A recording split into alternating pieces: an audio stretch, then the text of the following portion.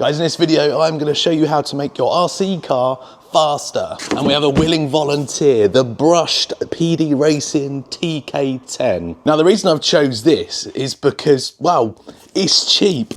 Sorry, it's affordable. I think at the moment you can pick this up in the UK for £179.99, maybe even cheaper.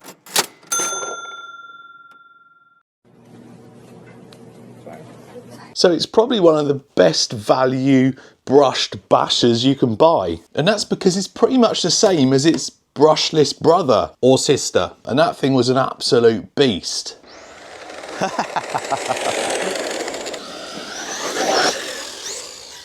Oh, yes. Nice. Oh, nice and flat. Oh! Now the aim of this video isn't to get this to the same speed as the brushless one because, well, 57 mile an hour is pretty crazy for something this size because with speed comes problems. And the main problem is the faster you can go, the further you can send it. And the reason I don't want to go completely crazy is because this isn't exactly the same as the brushless one. I mean, firstly, it's brushed rather than brushless. It's got a 550 brush motor, it's got a 60 amp brushed ESC, it's got a slipper clutch rather than a centre diff, it's got no top brace, and I think the diffs are different as well. But the rest is the same, the suspension, the steering, the chassis, the wheels, all the same. So because the driveline isn't exactly the same, we're going to go for a middle ground between this brushed one and the brushless one. Now the reason I'm doing this is because quite often in my videos I'll just chuck a new brushless system in, chuck a servo in, but not actually explain what I've done or show what I've done. And I know for some of you out there, you don't need to know, you don't need a how-to, but stick around because I think it's going to be quite fun. This is a really good platform. Now we'll talk about this box speed in a minute and I'll show you when I took this out for a speed run, what we got, and I'll tell you about some discussions I had with PD Racing after the speed run and what we've done to, well, rectify the issue. But before we do that, I just want to show you some footage of when I took it out for a quick shakedown. I mean, it's not fast, but this thing was a real blast at the skate park, and it actually jumps pretty good, considering it's not crazy fast.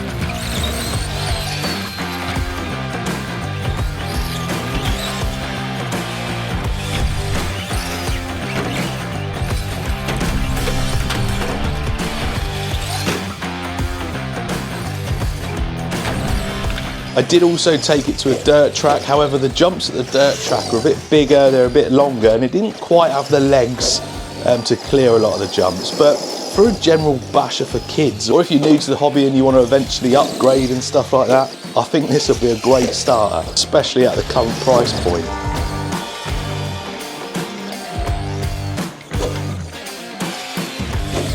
Right, anyway, speed. So you'll see on the box 30 plus miles an hour. Doesn't say anything about gearing, it doesn't say anything about batteries, it just says 30 plus mile an hour. So you'd assume that is with the stock battery. It comes with a nickel metal hydride battery, so it's actually 99% ready to run. All you need to supply is batteries for your controller and it's ready to go. This is how fast it is with the stock battery. That's the stock battery. I wasn't looking where I was going then. Yeah. I mean, I'm all for exaggerating some stuff, but 30 mile an hour? I just checked as well, the throttle is on 100%. I reckon that was about 16. Oh, 19, actually. A bit quicker than I thought, but it's nowhere near 30. Not great. So I then put a good LiPo in it, a lithium battery, and it went a little bit quicker. So a LiPo generally won't make it much quicker top end, but it just make it a little bit more punchy because it can discharge a higher current. Also lasts longer than a nickel metal hydride, but again, that is not going to be 30. We might get 20, 21 maybe. I mean, it looks even slower to me because I've just been on this road like 10 minutes ago doing 60 mile an hour. Full throttle. Whoa! That is fast. So it looks even slower. Yeah, 22. So I did the speed runs a while ago and I've been speaking to them since, a few conversations back and forth. And I think what we established was that isn't running at 3S. 2 cell is 7.4 volts, 3 cell is 11.1 volts. So if you don't do anything else with gearing, more volts equals more speed. This will run on a 3 cell LiPo. It might get a little bit warm, but that speed was not on a 3 cell. We came to the conclusion that actually it's 30 plus kilometers an hour, not miles an hour. Now, before you start shouting 30 kilometers an hour, that's so slow, I'd say probably 90% of 1/10 scale brushed trucks will only do between 20 and like maybe 25 mile an hour. Some of them slower. So if we compare it to every other big 1/10 scale brushed truck out there, it's no different. But today we're going to make it a little bit more usable. We're going to take it back to that dirt track. I'm not going to take it back to the skate park, but we're going to do the conversion. We're going to see how much faster it is. Then we're going back to that dirt track where it wouldn't clear most of the jumps. And we're going to, well, see what it can do. So the first thing I'm going to do is remove the old electronics, and then we'll have a look at them. And I'll show you how to find the correct brushless stuff. So motor, ESC, and then the servo's tucked in there. So we're gonna whip all of that out. And all you really need is just some basic tools. Got 3 hex drives here. These are actually free. I got these with a big truck that I bought. But you can buy stuff like this super cheap on, well, you can either get it from AliExpress if you don't mind waiting, or if you're a little bit impatient, you could get stuff like this from your, well, you should be able to get it from your local hobby shop, online, or in the store.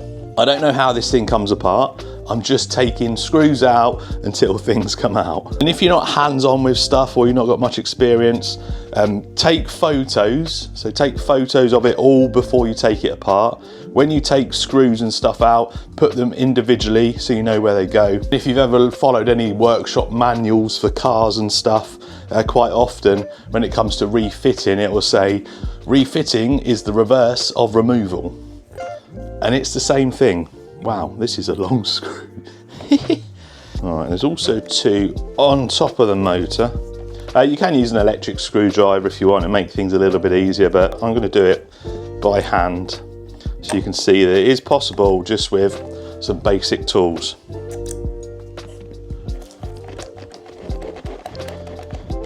Wow, is that going to come out that easy? Looks like it's just going to slide out on this, but just need to remove that little cable.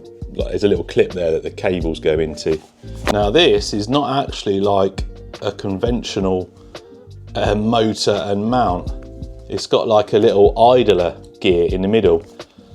So the pinion that goes on the motor's there, and it goes on that gear, which then goes on the spur gear. We'll look at that in a bit more detail in a minute. Speed controllers are sometimes just stuck down. This one looks like it's screwed down there and there. And now that's off, you'll see there's a cable going into there. That will be going into the receiver box, so we need to access the receiver box and unplug it from the receiver. And it looks like that is screwed on by the 4 screws on the bottom. Probably a little bit overkill for a receiver box. Ah, I see why. It's all because the servo's attached to it as well. I'm going to take the screw off of the servo arm. I was going to look at replacing the servo anyway, so we've got half of it off now, haven't we? So the receiver is in there. Let's get a flat bladed screwdriver and just gently pull the sticky stuff off. So there's your receiver. Now a lot of the times, I mean, this says steering and throttle and aux, whereas receivers quite often will just be channels like 1 to 4 or 1 to 6. The easiest way to remember, if it doesn't say throttle or steering, is 1 to turn, 2 to burn. So channel 1 is steering, 1 to turn, and then channel 2, 2 to burn, to burn rubber. So that's the electronics out. Electronic speed controller, this is a brushed version that will have 2 outputs for the motor. I'll show you a brushless one in a minute. Brushless motors have 3. I'll show you a conventional motor motor mount in a minute, but this one's a bit strange. Like I've shown you, it's got that idler gear. So the setup of this is a little bit different to what most stuff's like, but let's whip this cover off. I'm presuming that should just slide out like that. Got the bracket on there, which it slides into that mount, and then you got your pinion gear there. There's quite a small pinion gear on there. A lot of pinion gears, the grub screw the little screw that holds it onto the motor shaft. If they've got Loctite on, there's a very good chance if you try and take it off, you can strip the grub screw. So just, yeah, that's tight. So applying heat will help soften the Loctite, the thread lock. If you haven't got a blowtorch like this, you can use either a soldering iron or, I mean, just a lighter. Just don't burn your fingers. You see the smoke coming off it now? That's all the stuff kind of like melting and burning. So that should be enough. Wow, that's smoking a lot. That should now, there we go, nice and easy. Don't touch that. So motor shaft. So this is a 550 motor. It's a little bit bigger than a conventional 1/10 scale motor. If you're more familiar with like Tamiya stuff and sort of older stuff, they come with a 540. The numbers is basically just a difference in size. These are around 53 to 54 millimeters or 5.3 to 5.4 centimeters. 550, not as easy to measure because they have a fan at the back. So that actual can length, I think it's going to be over 60, but it's a 550 motor. So I reckon if I get a ruler and measure to about there, which is where the actual motor shaft and stuff is, it's probably around 55 millimeters. So it just denotes the can size. So choosing the correct brushless motor to replace this one can be a minefield, and it's probably a whole video talking about motors. But basically, to get something the same size, you need a 3660 brushless motor. So brushless motors are measured slightly different, or the number coding is slightly different. This is a 3660, which means it's 36 millimeters in diameter and 60 millimeters in length. Very similar to a 550. Now, not only has this one got this random bracket on it, but 550 motors can have another issue. The motor shaft is 3.175 millimeters. If you choose an off-the-shelf, this is a hobby wing, so a decent make, most of the 3660s have a 5mm motor shaft. There's a few that you can get that are 3.175, but most of them, when you look online at your local hobby shops and stuff, they have a 5mm motor shaft. And the problem with that specifically for this one is you'd have to get a different pinion gear. And because the pinion gear for this thing is so small, you'd be hard pushed to find one of these with a 5mm motor shaft. This is a surplus hobby. I got it off AliExpress. It costs something like £15, super cheap. A lot of people say, oh, buy cheap, buy twice. I've used these in loads of stuff and other people use them as well, and they're absolutely fine. It's the right size, it's got the right size shaft for the pinion, and paired up to a Surplus Hobby ESC, again, super cheap. This should give it a bit more pep, bit more grunt, with a total cost of less than £50 in the UK, which is about $65. Because we're putting it in a cheap truck, that keeps the costs even lower. Pinions on. Now, I don't know whether it's the pinion or the motor shaft on here. The tolerance was so tight, when I went to first put it on, it wouldn't go on. So I just had to take a little bit off the motor shaft on this. It had like quite sharp, square edges. Whereas the one on the motor it came off is kind of like rounded off. So I just took that down a little bit, got the pinion on, and it's on. I can guarantee if I wasn't making a video on this, it would have gone all smoothly. So now I've just got to put this bracket back on, line it up. It does actually adjust. So you can gear up if you need to. So actually, if you do get a motor with a 5mm shaft, it won't be as hard as I thought it would be because there is some adjustment there. There's an access hole on this as well, so you can see your gear mesh. And what you're looking for is just a tiny bit of movement. You don't want it super tight, so it binds up. I don't need to actually show you on a normal motor because it's just the same when you line it up to spur gear. Can you hear that? Tiny little bit of movement in the gears, and then it should run relatively smooth. So like I mentioned, fitting it is the reverse of removal. Now we put that to one side. ESC will go in a minute. Dug out a servo. These are about £30, maybe a bit more, 35. You can get cheaper options, but I bought a load of these ages ago, so we'll use this. So all we got to do is remove the servo horn. You watch, this won't go to plan either. So remove that. Make sure it fits on the splines. That says on there, it says 25T. Most 1/10 servos, like newer ones, they all generally come with 25 tooth splines. And that's going to fit perfect on there. We do need to make sure that's central first. I need to get myself a servo tester because it makes it easier than having to plug all the electronics in. But plug a battery in.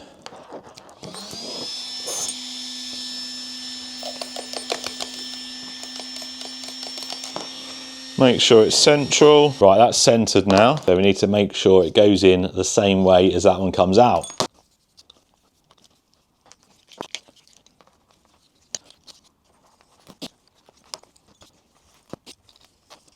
Bosh that back on. When you tighten it up, hold the servo horn so you don't move the servo. Before we fit this back in, make sure the ESC is back through there. Plug it into the receiver. You can buy rolls of foam sticky pads. Bosh, stick that back where it came from. Make sure your antenna goes through. Tuck all your cables in, and now we're ready to go back in. So once that's back in, you need to mount the ESC. This is quite a big ESC, but luckily we got quite a bit of space here, so it should fit. I think it's going to go, yeah, it's going to go perfectly on there. Because of this mount, it should be relatively easy. It should just push in there, really, like that. So easy. Always important to make sure there's no resistance there, which there's not. Put this giant screw back in. On this ESC, it's got 3M dual lock. I use this for a lot of stuff, or dual lock. So we'll clean that surface. Just using a bit of airbrush thinners. It's good enough to clean all the stuff off. Bosh that on there. Make sure that it's not going to interfere with the steering. Plug the motor cables in. So it doesn't matter. This is an uncensored brushless motor. It doesn't matter what way the wires go round. When you fire it up, so you'll see in a minute when I turn this on, if the motor's turning the wrong way, so if the wheels are going backwards when you want to go forwards, all you do is you switch one of these leads. It's as simple as that. Censored motors, a little bit different, but uncensored, a little bit easier to use. Not quite as programmable, not quite as smooth, but still absolutely fine.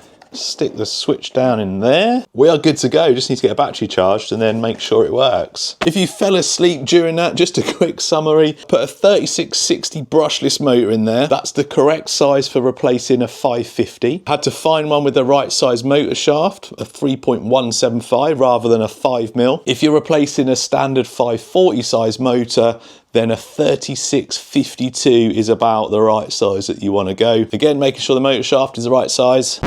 Just finished editing the video and realised I didn't talk about RPM. I told you that this was a 3660 size motor, but I didn't say anything about the 3500 kV that's stamped on it. Now, if you're familiar with brush motors, you'll know that some of them have a T number on them. So this says 14T. This one's a crawler motor and it says 35T. This one's a big 775 motor and it says 15T. Now, the T means the amount of turns around the armature in the motor. The higher the turn, the lower the RPM, and in a brush motor that can increase the torque. The lower the amount of turns, the faster it rotates, and generally will give you less torque. However, there are loads of variations. So this one's a crawler motor and it says 35T, but this one's also a crawler motor and it says 14T, but they will both give you a nice amount of pulling power. But like I said just a minute ago, motors is a whole new video. And the thing is with these, they have like the T number on them, but there's no real way of finding out the actual RPM unless you look at like the manufacturer specs, if they have them. Or if you buy one brand new, quite often it will tell you the RPM. With a conventional brushless motor that has a kV on it, that is the amount of rotations per volt. So with this one being 3500, if we put 7.4 volts through it, a 2-cell LiPo, that is going to give us 25,900 revolutions per minute. Not all brushless motors are like that. This has got 3.5 turns, and it's the same as the brushed ones. The lower the turns on a brushless, the more RPM. And quite often on a website, it'll tell you the turns for that, but it'll also tell you the kV. And I think this is something like 7,000 kV, which is going to be double the RPM of that. Anyway, when you're choosing a motor, I've gone for a bigger can because obviously I'm replacing a 550, so I want that bigger can, which is going to give us a little bit more torque. On brushless stuff, people will say, oh, the lower the kV, the more torque. It's not strictly true. The lower the kV, the less RPM. The less RPM, the less heat generated, so you can put more power through them, which then gives you a little bit more oomph,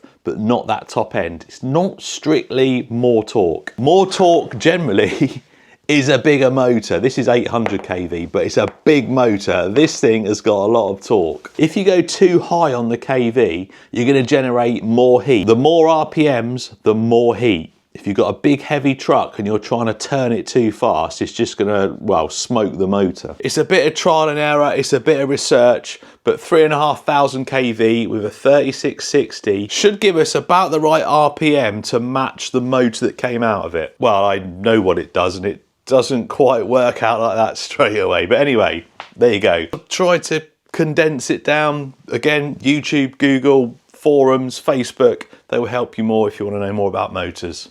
I've got put 120 amp ESC in there. That'll run 2S, 3S. I think it'll run 4S and maybe 6S, but we're only going to run 2 and 3. And I've put a 45 kilo servo. Probably way over the top, because the one that came out of it was 5 kilos. So if my maths is correct, the new one is 9 times as powerful. Using a relatively cheap 2S square pack LiPo, you can pick loads of different versions of these up. I rarely include battery prices when I'm doing conversions because there's just so much difference in the costs. And just like motors, batteries is probably a full video as well, but lithium batteries, lithium polymer, LiPo, they're what most people are using now. They're more modern tech. They do have their disadvantages with safety and stuff, but treat them right and they're okay. Right, first thing I'm going to do is, super fast steering now. Right, are we going the right way? Yep, we are. I think I might have been a little bit too heavy-handed with the pinion and I might have nicked a bit of the tooth. It might quieten down as it beds in, but it'll be fine. It's meshed fine. Now we're going to go and speed test this now, and on 2-cell, it's probably not going to be a massive amount faster than it was stock out of the box. However, these brushed motors do not take 3-cell very well. They get really hot. This system in here, it won't even break a sweat on 3-cell. So an advantage of brushless is it runs a lot more efficient. You can run higher power through it and get better results without any crazy temps or burning stuff out. But like anything, you can overdo it. You can overgear them. You can put the wrong motors in. But hopefully watching this video, if you're not sure on stuff, it will give you some idea of what you need to do. Anyway, let's go see how fast it is. I might have messed up here with the gearing. It doesn't seem any faster. It actually, it seems slower. I didn't do any calculations to motor speed and stuff. I think we need to gear up before I even start. We'll see what it is anyway. If it's over 20 mile an hour, I'll be happy, but I don't think it is, which isn't going to look good for 3-cell. No, oh my word. What have I done? Why have I calculated this so badly? I bet that was like 17.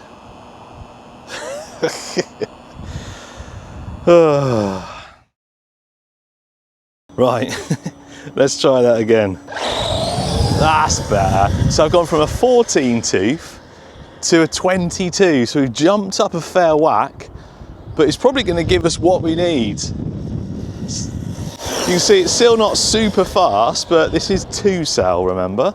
And we're just looking for mid-20s. The process of changing pinion is exactly the same as what I showed you for putting the motor and stuff back on. Just got to make sure your mesh is good. It's actually a bit quieter now, we've got a different pinion on it. There we go, 23. So on 2S, that's pretty much the same speed as what all the brushless 2S Traxxas trucks are. Now though, you'll see with 3S, which is something you can't do with the 2S Traxxas stuff, you can't run it 3S, you'll now see, yeah, that's better, you'll now see we're going to do about probably 32, 33, maybe a bit more. Much better. Nice bit of punch as well. Right, that should be 30 plus. 37, wow, more than I thought. That's a good speed. Success. Right, we're gonna go to that dirt track in a minute, but it'd be rude, wouldn't it, to not run this battery down while we're here. And then I can check motor temps, make sure it's running all right. Oh man, this thing rips now.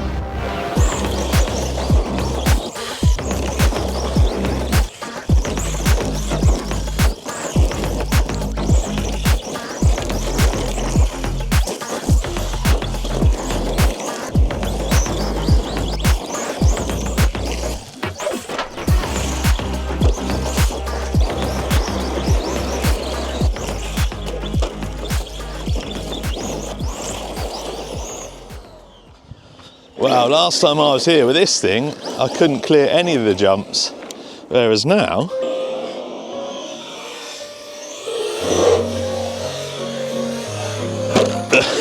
right, let's try it again. So it should clear a jump. There we go, look. Oh, easy, easy. Just needed to get my eye in. A little bit quieter now, as you can hear. I've changed the pinion again. I've geared it down 2 teeth. It got a little bit hot after that last run, so I decided to gear down a little bit, just keeps the heat down, keeps it under control. Oh, jump's nice now. A good balance between a ballistic brushless version and a slightly slow brushed one.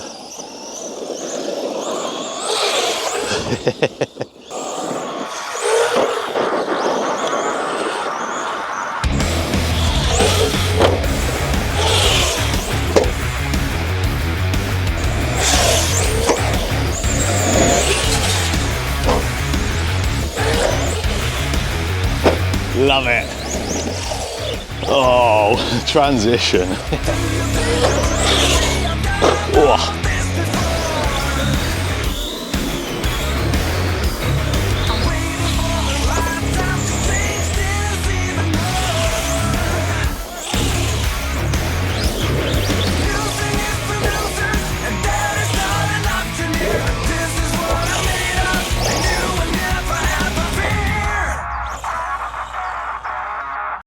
So there you go, that is the TK10 from PD Racing, brushed to brushless, and a success. Now, since starting this video, this has come down from $179.99 in the UK to $169.99 in the UK. I'd say that, for this, even in stock form, is a bargain. Just one final thing for the how-to.